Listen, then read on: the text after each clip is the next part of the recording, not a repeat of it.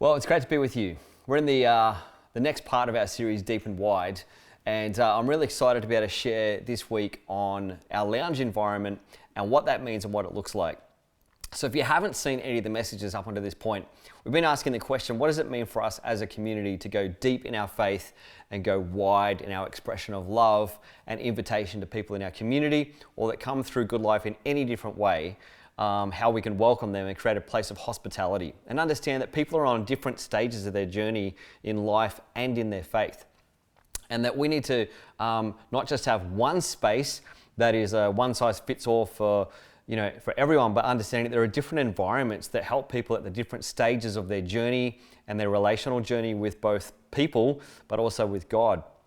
And so we've been using this image, which is going to come up next to me at the moment, to describe the fact that in the neighborhood, our responsibility as Good Life is to love our neighbor. Jesus invites us to love our neighbor as we love ourselves, to express his love and grace in the community wherever we go. And as we build relationship with people, we get the opportunity, if we're using this metaphor of home, to say to people, hey, why don't you come and be a guest in our faith home, in our community, somewhere at Good Life. And Good Life has so many different foyer environments. We were saying last week that a foyer environment is basically anywhere where anyone could turn up because they've seen something on our website, or they've turned up to our gym, our swim school, a church service, a youth program, a young adults program. And when they come along, they turn up for the very first time, we see them as our guests. And we want to make sure that they feel welcome and that we create a place of hospitality where they're accepted, and we help them in the most basic things like to know where to go and that it's okay to ask questions.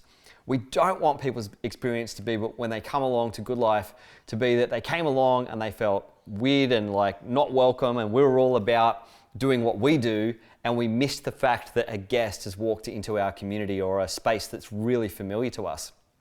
And so we were unpacking what does that look like. So if you haven't heard that, go back, listen to last week's message on the foyer. And this week we're talking about what does it mean when we help people go from being a guest in a foyer environment to finding friendship or community in our lounge environment. And that's the metaphor we're going to be talking about today. I'm sitting here in a lounge room, and the lounge room is so often the place where we sit down and we get to hear people's stories. We talk about things that we're interested in, we find out about people. And so to kind of use that metaphor, we want to create, and we already have them, but we want to really be able to identify what are the lounge environments that we have at Good Life, and how do they help people facilitate or discover friendship and community. Now, as a few examples, and you're going to hear about one of these in a few minutes when we hear a story from both Greg Forrest and another family in our church, but we have so many different environments that are lounge environments. Examples of these would be our men's night. We often gather around the fire, or we go out somewhere and we hang out, and it's a great, easy place to invite someone who's maybe turned up to Good Life for the first time. And I literally did this. I met someone who came along to our swim school, and then they came along to one of our men's nights, and I was able to, befriend them and keep inviting them to environments like that. And in their journey of life, they're not ready for something deeper than that at this stage. They're not inquiring about other aspects of things. They're just looking for community and friendship. And that is a really valid and important aspect of people's experience of life, but the way that we actually express our faith in making safe places for people to come and find friendship and community. But we have so many of these across Good Life. A lounge environment may actually take place at the same time as a foyer environment. As an example, you may come along to a church service on the weekend for the very first time, and that's a foyer experience for you. You're coming in, and hopefully you'll be greeted as a guest and made to feel welcome. But then at the same time, we would then invite you to go to our guest lounge after one of the services, where it's the chance to meet some of our team. We've created a New to Good Life lunch where you can come along and meet our leaders, and we can have a meal together, and we get to know who you are and you get to know a bit more about us.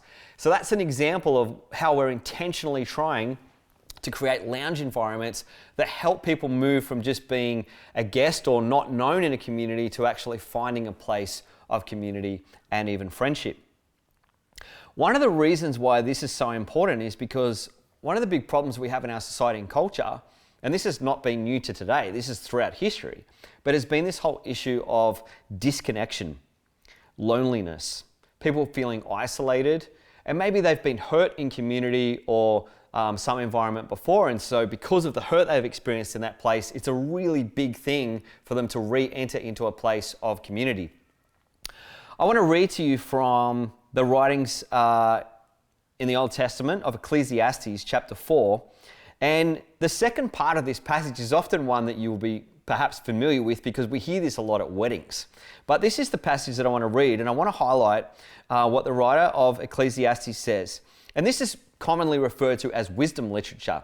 It's this kind of reflection on the way life is. Similar to the Proverbs, it's not absolutes, but it's more reflections on generally the way life works. And so Solomon, who's traditionally attributed to being the author of Ecclesiastes, has kind of reflected back on life and writes these really fascinating insights. And here's what some of them are. Ecclesiastes 4 verses 7 and 8, the writer says, "I turned my head and I saw yet another wisp of smoke on its way to nothingness." Or another way, he says this in other translations, is another chasing after the wind. Everything seems meaningless. And he says, and this is his reflection, "A solitary person, completely alone, no children, no family, no friends," which for some of our listeners, by the way, that sounds like bliss at the moment. But he says here, "Yet working," so this is the context, they're working their guts out. They're working obsessively late into the night, compulsively greedy for more and more, and never bothering to ask, why am I working like a dog? Never having any fun. And who cares? Solomon says, more smoke. This is a bad business. Now, in the New Living translation of this passage, it goes on and says a very familiar part, which, as I said, often gets quoted at weddings. He goes on and he says, "Two are better than one, because they have a good return for their labor. If either of them falls down, one can help the other up, but pity anyone who falls and has no one to help them up. Also, if two lie down together in bed, they will keep warm. But how can one keep warm alone? Though one may be overpowered, two can defend themselves." And then he says the classic line, "A cord of three strands is not quickly broken." So when Solomon is talking about this particular passage of scripture, he's talking about the fact that it's very easy in life to get so busy chasing after whatever it is we think, whether it's the pursuit of work or our career, it could be a hobby that we have, but whatever it is, he's kind of highlighting the point that what's the point of us working so hard only to find ourselves disconnected from what matters most in life?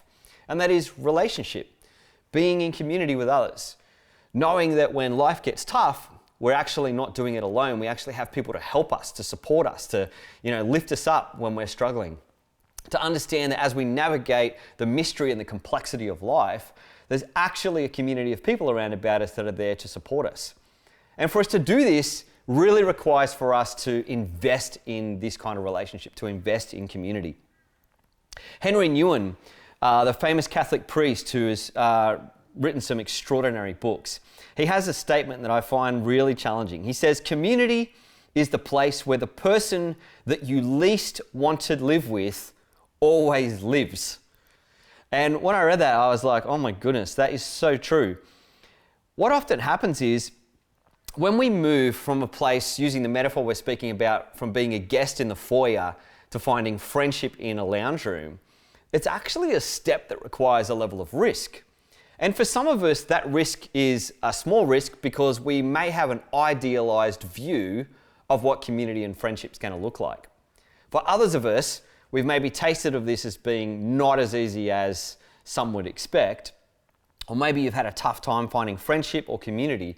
But what I find fascinating is that Henry Nouwen highlights the fact that community is the place where the person that you least want to live with always lives there. He's kind of basically saying there are some people that we find really difficult to do life with, and when we engage in community, we are bound to find someone like that. Now, sometimes I'd even admit we may even be that person. Sometimes we see things in ourselves in community that we go, oh my goodness, I do not like that part of me when I'm in community. And so the tendency or I suppose the invitation that we give ourselves is, all right, I'm going to bail out, I'm going to go out of this, and I'm not going to engage. But Scripture and the life of Jesus is the invitation for us to actually engage in community. We see this right from the beginning of creation. The image even of the Trinity of Father, Son, and Holy Spirit is one of community. And we're made in the image of God to reflect that loving community that we see and that harmony and oneness that we see in the Father, Son, and Holy Spirit. Jesus invites us into community. Jesus invited his disciples into community. It wasn't just about learning information, it was about learning to live together and to actually live out the way of Jesus. Jesus says a really interesting thing to his disciples in John chapter 15, verses 15 to 17, he says, I no longer call you servants. He's speaking to his disciples.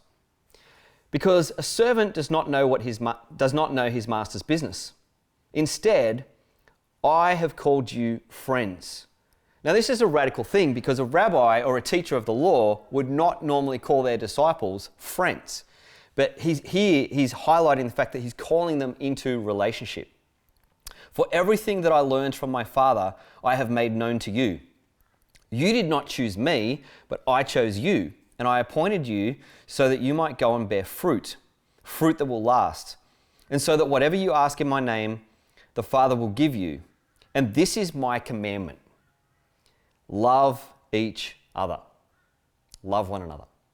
This is what Jesus is inviting his friends into. To live out the mandate or the command of Jesus to love one another, you can't do that in isolation. You have to do that amongst other people. Now, you can love yourself, but to love one another involves the commitment to say, I'm going to engage in community with other people. So one of the challenges that we have is that when we move from this place of being a guest to saying, all right, I'm going to take the risk. I'm going to, find friends. I'm going to invest in community. I'm going to move into a Loungeroom space. I'm going to go to something at Good Life that actually creates the opportunity for me to experience community, is that there is a risk in that. There is a risk that you may turn up to one of these environments and it might not be amazing. You might turn up and you might meet some people that you think, oh my goodness, they're a little bit much, or they're not the most amazing people. And sometimes we have an idealized picture in our mind of what community or what church is. And I often think that we have to think of this in terms of when we enter into relationship, it's a little bit like when you go to a shopping center and maybe like one of those fashion warehouses where they have discounted clothing because there's something wrong with the clothing. And you go there and when you're going to buy this t-shirt or this jacket, you're going to look at it and you're going to go, I wonder what's wrong with it. I actually had this happen to me on the weekend. I took my daughter to the shops and I saw a t-shirt in a shop of a favorite brand of mine. And I went and tried this t-shirt on. And when I was looking in the mirror, I went, something does not look right with this t-shirt.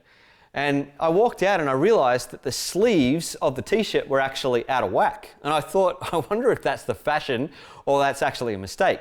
So I went to the shopkeeper and I said, hey, is this sleeve meant to be shorter than this other sleeve? And she looked at it and she went, oh no, that's going to have to go into, we're going to have to sell that cheaper. That goes to a certain area. And it reminded me of the fact that when you go to some of these places, you walk in, you see like the discount box, and it's sometimes labeled the as is kind of, box. When you buy it at a cheaper rate, you're going to get it you're accepting that it's got faults in it. And we accept that this is as it is. Sometimes it's a little bit like that in community. When we decide to engage in community, we know that we are going to experience people as they are. We are going to see their mistakes. We are going to see their character flaws. We're going to see their personality quirks. And here's what I've discovered. When I go into community, I want to walk into a place where people are going to see me and accept me as I am. I don't have to perform. I don't have to wear a mask. Now, we do that at first to protect ourselves, but increasingly, hopefully, we're going to find a place of community where we can take our mask off and we can say, hey, this is who I am. This is my quirk. This is my personality distinctives. These are the silly things that I say and do sometimes that I'm not even aware of. And we really want people to be able to accept us and befriend us even with those things. And in community, this is what we're inviting people into. We're saying, hey, come as you are, and we know that you are not a perfect human being, but neither are we.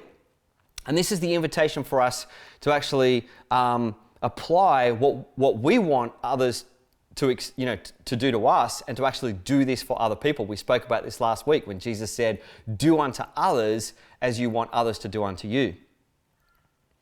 The challenge is, though, if we have an idealized view of community or of church, this can actually be a really painful experience for us. Dietrich Bonhoeffer, the famous German theologian, he wrote, those who love their dream of a Christian community more than the Christian community itself become destroyers of that Christian community, even though their personal intentions may be ever so honest, earnest, and sacrificial. And it's a really challenging idea. Sometimes we can be so committed to and love the ideal of what we want Christian community to be, more so than actually what Christian community is. The fact that it's real, everyday people who are trying to navigate life and understand faith and learn what it means to follow in the way of Jesus. So when you enter into community, as I've entered into community, the closer you get to people, the more you see people as they really are. And that is scary.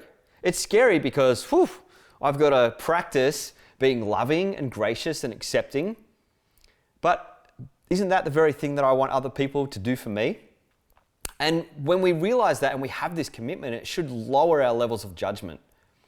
And so the invitation that I want to invite us into to be reflecting on is, as we enter into community, we need to remember, as the proverb says, that iron sharpens iron. As iron sharpens iron, so one person sharpens another. When we actually get involved in other people's lives, we actually learn from one another. We see how other people navigate different situations and circumstances. We hear how other parents are learning to parent their children, and we hear about how other people are navigating relational tensions and challenges. And that kind of relationship and dynamic helps us grow in our lives. It sharpens our own lives. So the thing that I want to encourage us to be thinking about is, what does it mean for us to, first of all, understand what are the different lounge environments we have? To make a commitment to invest in those environments, or at least one of those environments, and to be willing to take a risk if we're a guest or we're new to Good Life, and to say, okay, I'm going to take the next step and allowing myself to, be known by others. And there's a whole series of steps in place in that. You don't walk up to the very first lounge environment and go, hey, I'm going to tell you my deepest, darkest secrets. That's kind of socially weird, because that takes place as we build relationship and trust develops. And if we find that we can't trust people, then we shouldn't feel any requirement or need to share more than what we're safe to do so in relationship and in community. That's a pretty important thing to understand. So there's three things that I want to invite us into in just a moment that I think could really help us do this. But before we do, I want to throw to Greg Forrest, who's going to talk to us for a few minutes about his own experience in lounge spaces and also an example of how we've been doing this at Good Life. Thanks, Mike. Yeah, I'm really passionate about community and the lounge environment. I think I've talked about this before, but my wife and I came to Good Life about 15 years ago looking for community as we Sarah was pregnant, we were pregnant, and we were wanting to find a community to raise our family in, a community where Sarah and I were connected and had friends, and where our kids could get connected and have friends. I can't say this was always easy. I remember in the early days, there was communities and lounge environments around us that we wanted to be a part of. And sometimes that was hard, seeing them there and wanting to be part of them. Other times it was great. We got connected in. I remember my wife, Sarah, joined the ladies group on a Thursday morning. But being a early mum, she did find it tough, and loneliness was real for her. And yeah, talk to Helen, our local expert, about that. Loneliness is a real issue, and I think that's the importance of community and getting connected. But anyway, we kept on coming to Good Life, and we did get connected, and slowly those friendships grew, and we started a home group, and yeah, that's where we found connection. We found people like us and different to us, but on that same journey. we met pretty regularly with our home group, and we found real life and connection there. People that I could surf with and hang out with and have friendship with, and people that we could talk about parenting and those real life issues that are so important about community. Yeah, I'm really passionate about the life that community can bring, but I don't want to say that it's not without its challenges. I would say I'm an ambivert. I didn't even know that was a category. I learned about that recently. I'm not an introvert, not an extrovert, I'm an ambivert, I'm both. And community can challenge that sometimes. You know, there's always that tipping point where you can get a bit too much community, or other people come too early or stay too late, or they parent differently to you. And that can be a real challenge of community, is the differences. But at the same time, that's the power of community, and that each person is unique and different, and that we come together. We've got some things in common that hold us, like this faith, this love of God, and these deep held beliefs and values. But then we come from different perspectives, and we've got so much to offer and challenge each other on and support one another. So that's why we've been working so hard to create lots of new lounge environments for people to get connected. I've been such a beneficiary of community, and I want others to experience that as well. A great example of a lounge environment here at Good Life, a new one, is our Sunset Sundays. So this was created on a Sunday night as an alternative to just our church service, because we wanted people to not only come and worship God, but actually be united in that, to know each other, to know the person they were sitting next to, and be united by their faith. And we thought these opportunities, we've had some nights down by the pool with live music, and then more recently some bonfires up in the top grass car park above Good Life, where we've had these opportunities to really stop and sit and to get to know the people around us and connect with them and build friendships, and then as part of that, then be united together as we pause in silence and someone shares, and it creates such a closeness and intimacy that doesn't come without that lounge environment. A family who've been really involved in not only creating this space, but actually the benefits of that space is the Edwards family, and we're going to hear a bit more from them now.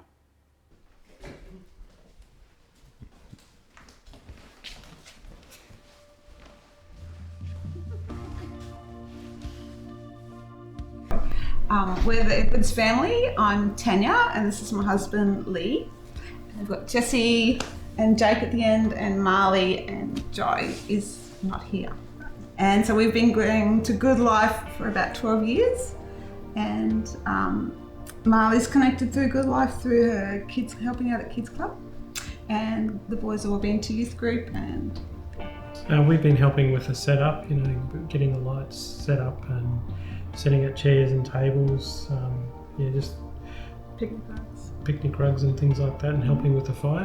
When we put the rugs down particularly, like I know we remember putting down a rug, and I think just you and I sat on it initially, and then one of my friends came down and she grabbed a chair and sat behind us. So, and then there was a couple of younger kids were sort of jumped in front, and then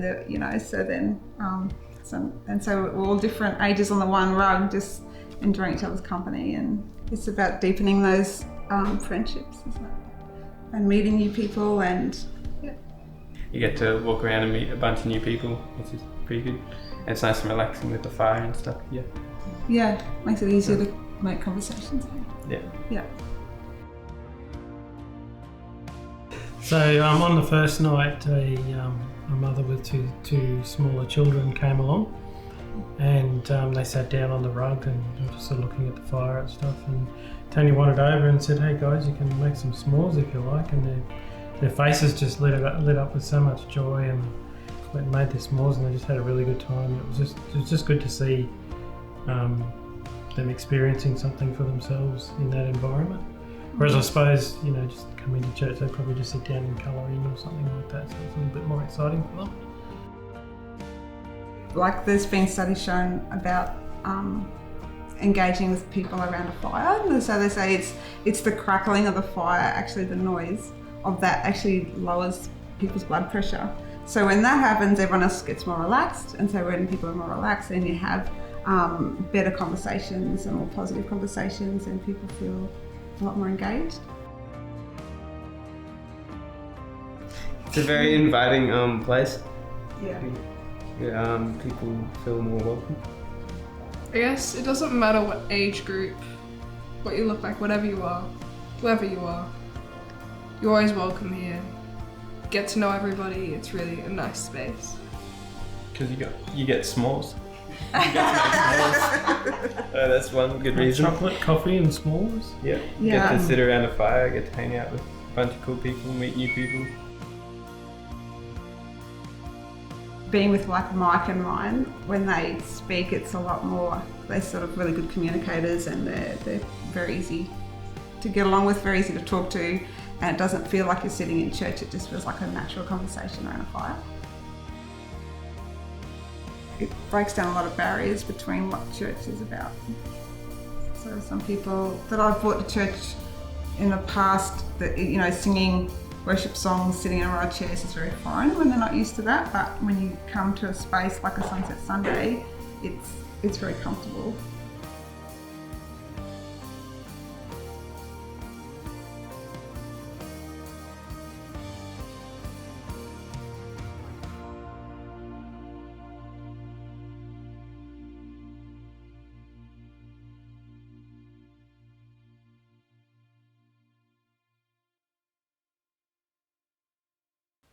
Well, that's pretty inspiring, and that's a great reason why we need to make sure that as a community, we're creating new lounge environments all the time for different groups of people, for different seasons of life, and realizing that when we make a commitment to invest in them, it has massive value and benefit for those who will come along to those, but also has great benefit for us because we increase our chances of finding friends and experiencing long-term community. One of the long-term benefits of this is, as we move from being a guest to moving into lounge spaces where we experience friendship and community, we may one day be able to express the benefit of this in the way that I read of this particular story of a guy called John. He writes, "One of the most important moments of my spiritual life was when I sat down with a longtime friend and I said, I don't want to have any secrets anymore. I told him everything I was most ashamed of. I told him about my jealousies, about my cowardice, how I've hurt my wife with my anger. I told him about my history with money and my history with sex. I told him about some deceit and some regrets that have kept me up at night. I felt vulnerable because I was afraid that I was going to lose connection with him, but much to my surprise, he did not even look away when I shared with him about my life. I'll never forget his next words. John, he said, I have never loved you more than I love you right now. The very truth about me that I thought would drive him away became a bond that actually drew us closer together as friends. He then went on to speak to me about secrets that he had been carrying. If I keep part of my life secret from you, you may tell me that you love me. But inside, I think that you would not love me if you knew the whole truth about me. I can only receive love from you to the extent that I am known by you." This is John Ortberg, the author of many books on spiritual formation. When I read that, I remember thinking, I want that too. And as a matter of fact, I have some friends in my life that I've been able to, over many years, form the kind of level of trust and relationship with that I can also tell them anything. And I don't fear that they're going to reject me. I know that they are for me. But the thing about that level of friendship is that at some point, we had to take a risk. We had to take a risk to actually establish that environment, establish that friendship, take the time to invest in, going out for coffees or turning up to social events and inviting people over and creating the opportunity to actually get to know people. And for some of us, we desire what I've just read and we say, man, I want that in my life. But we've got to realize that doesn't happen automatically. Sometimes that takes months and years. Sometimes that happens really quick for some people. But the reality is it's the next step that's most important for us. So if you're listening to this today and you're wondering, well, what is my next step? what I want to encourage you as a church is, with the commitments that I've also made in this, is this. First of all, we have to make a commitment to invest in messy community. Sometimes when we say, hey, let's invest in community, we think, yeah, that sounds great. Let's invest in community where there's no problems, where there's no fallout, where everyone's just super easy to get along with, where we don't have to deal with anybody else's personality quirks. The fact that someone, laughs too loud or talks too much and we never get a chance to talk, or the fact that someone's a bit more of a gossip, or, someone's got some, character flaw in their life that you think, oh gosh. And the reality is, we don't have control over that dynamic. That is the very real risk. But in church community, we've got to make sure that we move past just the Sunday service environment to actually getting involved in the very reality of life. And when we do, and we understand, I'm going to make that commitment to invest in what is really messy community, that actually becomes a profound gift to other people. It's a gift that I'm going to give myself, because that's how I want other people to, that's what I want to be invited into. But it's also a gift to say, if I'm going to make this commitment, maybe others would be willing to risk and take that faith step of saying, I'm going to invest into that too. So there are 3 things that I want to encourage us as we wrap this up to make a commitment to. And the first is, let's make a commitment to be accepting, where the posture that we walk into any lounge environment with is, I am going to accept that there will be people here that they're going to come as is. They're going to come, and I don't want them to have a mask on. I want them to be true to themselves, because if I accept them as they are, they may accept me as I am. So that's the first thing. I want to accept people. I don't want to judge people. The second thing is, I want to model authenticity. We need to make a commitment to that. I don't want to walk in and be fake to the people. I don't want to tell everyone I've got this most amazing family and we never have a fight in our marriage, and I'm just the most perfect role model dad who never gets upset with his kids, and that's just not the reality. I want to be able to say, yeah, I struggle with that too, and we haven't got it right, and let's journey together. This is what it means to model authenticity. And the third thing is, and making a commitment to journey towards Christ-like transformation. The reality is that God accepts us as we are, but He makes a commitment by the power of the Holy Spirit to transform us into the likeness and the way of Jesus. And that's what we're about in this faith community at Good Life. We're saying, hey, let's go on the journey together. Let's accept us as we are, like God does. Let's model authenticity, but let's make a commitment to say, hey, let's journey. Let's, link arms and let's go together towards being transformed in the way of Jesus. Because the character faults in my life, the parts of my life that don't look like Jesus, I want people to not run away from me in community. I want people to journey with me and say, hey, let's journey together. Let's encourage one another. Let's stand with each other as we try to navigate what it means to grow in the radical way of Jesus and His love. So I hope that encourages you today. I hope that you will be able to pray and reflect and say, God, what are you inviting me into? Which one of those commitments then is most important to me? And what does it mean for me to play my part at Good Life in helping guests in our foyer move to the lounge room and find friendship and find community? Next week, we're going to talk about what it looks like to be in the kitchen around the table and what it means to do life together as family on mission as the team. So God bless you. Have a wonderful week.